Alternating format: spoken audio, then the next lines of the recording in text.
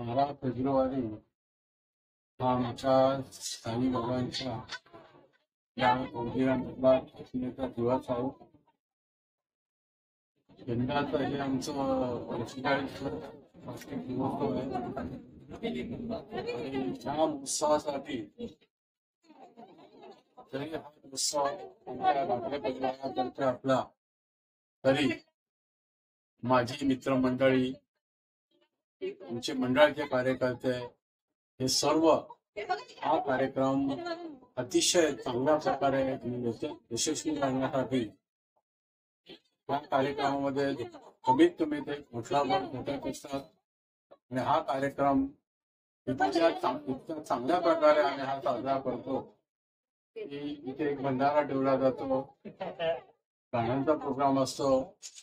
आणि आमचा उद्देश हाच असतो की लोकांपर्यंत एक मेसेज द्यावा की आपल्याला श्रद्धा पाहिजे, भक्ती पाहिजे.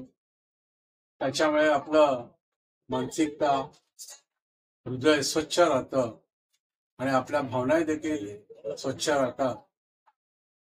की आपल्याला लोकांसाठी काहीतरी करावं असं वाटतं, आपल्याला लोकांसाठी स्वतःवंसं वाटतं, लोकांच्या विषयी आपल्याकडे एक आदर निर्माण होतो. आणि तो आदर आमचा भंडारा असतो. त्यावेळेला आम्हाला खरोखरच डोळ्यासमोर कळतं की ते हजारो भाविक येतात, प्रेमाने, आपुलकीने प्रसाद देतात, देवाला आपल्या साकडा काही विनंती करायची ते करतात. त्यांच्या त्या काय मनोकामना आहेत साईबाबा नेहमी पूर्ण करतात.